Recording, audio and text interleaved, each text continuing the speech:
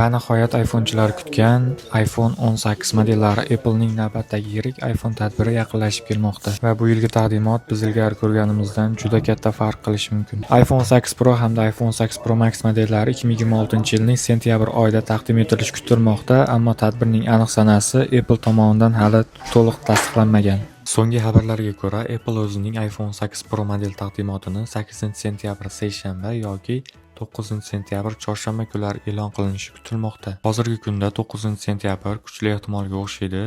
Sababi oddiy, 7-sentyabr Qo'shma Shtatlarda mehnat kuni, shuning uchun Apple tadbirni bayramdan keyin darhol emas, balki bir kun keyinroq o'tkazishni afzal ko'rishi mumkin. Agar Apple 9-sentyabrni tanlasa, biz iPhone 8 Pro hamda iPhone 8 Pro Max modellarini Apple'ning birinchi buklanadigan iPhone'ini o'sha tadbirda taqdim etishimiz mumkin. Va bu yil ayniqsa qiziqarli bo'lishi mumkin, chunki Apple o'zining iPhone'ini ishga tushirish strategiyasini o'zgartirayotgani haqida xabarlar tarqalgan.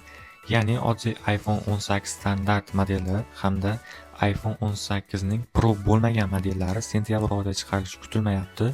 Uning o'rniga Apple 2027-yilda aynan shu modellarini chiqarishi mumkin. Endi tadbirdan keyin nima bo'ladi? Apple odatda e'lon qilinganidan bir necha kun o'tgach, oldindan buyurtmalarni qabul qila boshlaydi. Keyin esa bir hafta o'tgach rasmiy ravishda e'lon qilinadi. iPhone 18 Pro qatori uchun joriy xabarlarda oldindan buyurtmalar 12-sentyabrga, mijozlarga birinchi yetkazib berish esa 18-sentyabrga to'g'ri kelishi mumkin.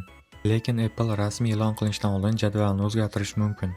Lekin ishga tushirish sanasi yagona qiziqarli qism emas, chunki iPhone 18 Pro hamda iPhone 18 Pro Max Apple'ning 2 nanometrli jarayon asosida ishlab chiqarilgan yangi A20 Pro chipi bilan birga kelishi kutilmoqda.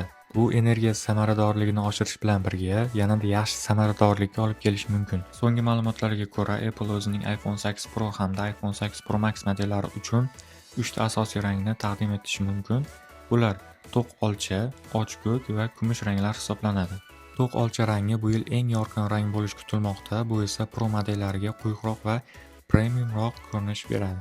Lekin ehtimol eng katta surpriz Apple'ning birinchi buklanadigan iPhone'i bo'lishi mumkin. Mishmishlarga ko'ra, iPhone Ultra iPhone 8 Pro modellari bilan bir qatorda taqdim etilishi kutilmoqda.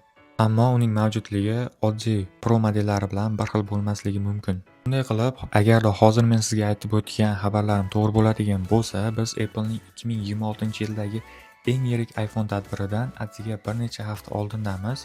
Xo'sh, nima deb o'ylaysiz? Buyurtmalar ochilishi bilan iPhone 8 Pro Max sotib olgan bo'larmidingiz yoki avval sharhlarni kutarmidingiz? Agar Apple'ning buklanadigan iPhone Ultra'si haqiqatan ham e'lon qilinsa, siz buni tanlagan bo'larmidingiz? Izohlarda yozib qoldiring. Bu biz uchun juda ham qiziq.